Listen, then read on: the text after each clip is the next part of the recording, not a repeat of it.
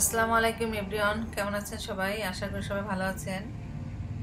আমরা মা মেয়ে বের হয়েছি, শপিংয়ে যাব। তো যাওয়ার আগে একটু পার্কে ঢুকলাম, কারণ পার্কের এই গাছগুলো খুব ভালো লাগতেছে। পাতাগুলো তো সব কিছুদিন পরে একেবারে ঝরে যাবে, তো পাতার কালারগুলো খুবই সুন্দর লাগতেছে।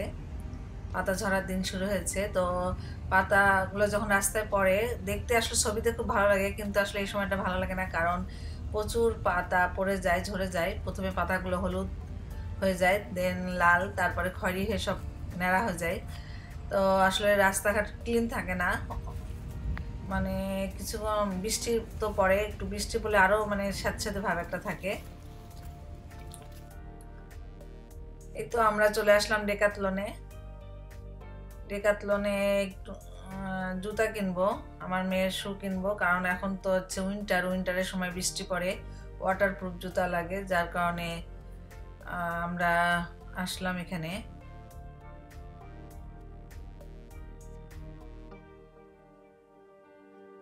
যেগুলো ছাতা দেওয়া মার্ক করা আছে এগুলো হচ্ছে ওয়াটারপ্রুফ জুতো।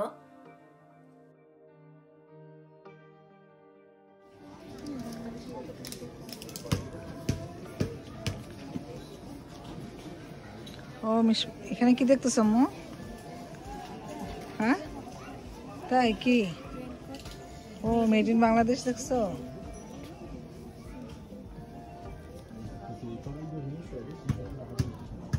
নিজেদের দেশে দেখলে আসলে ভালোই লাগে না? প্রথমে মনে হয় দূর থেকে দেখছিল না সুন্দর, তারপর এসে দেখো বাংলা।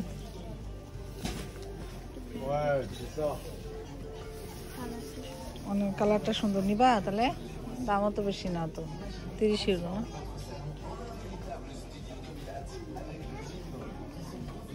তুমি কোন জুতা নিলে? এটা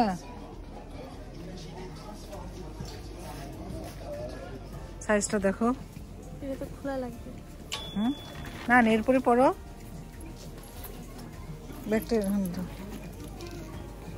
আসলে প্রবাসের মাটিতে যখন আমরা নিজেদের দেশে তৈরি কোনো প্রোডাক্ট দেখি খুব ভালোই লাগে, প্রাউড ফিল করি অনেক। আর আমার মেয়েও খুব হ্যাপি। আর এটা নিলাম, ও জ্যাকেটটা গায়ে দিয়ে থাকলো উপরে। বুঝছে? তাহলে আর একটু বড় না, মিডিয়ামটা নাও, মিডিয়ামটা নাও। আস্তে আস্তে আমরা এখন যাব বাংলাদেশি পাড়ায়, বাঙালি পাড়ায়, যেখানে হচ্ছে ফুচকা, চটপটি থেকে শুরু করে বিভিন্ন বাংলাদেশি ফুড পাওয়া যাবে।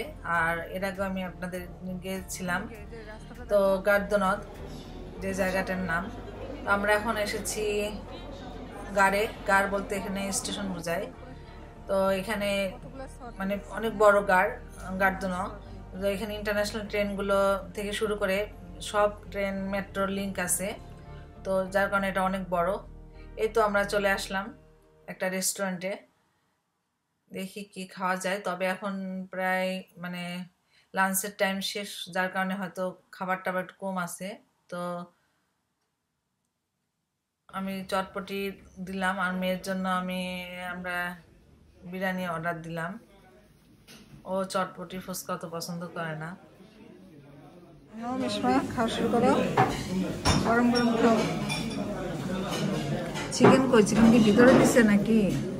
চিকেন তো দেখা যাচ্ছে না। ফুচকা দিছি। তোমার হচ্ছে কত? 70 ইউরো। কিসের চিকেন কই? আমি চিকেন তো খুঁজে পাচ্ছি না, দেখি। আছে? আচ্ছা আচ্ছা, থাক থাক, ঠিক আছে ঠিক আছে। চিকেন তো পাওয়া গেছে অনেক পরে, জলদি তো নাই।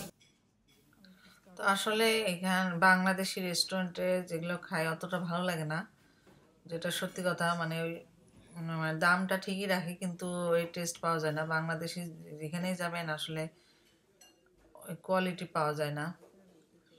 তো আজকের ভিডিও ভালো লাগলে অবশ্যই লাইক, শেয়ার, কমেন্ট করবেন। সবাই ভালো থাকবেন, সুস্থ থাকবেন, নিরাপদে থাকবেন। আবার দেখা হচ্ছে ইনশাল্লাহ নেক্সট কোনো একটা এপিসোডে। আল্লাহ হাফেজ।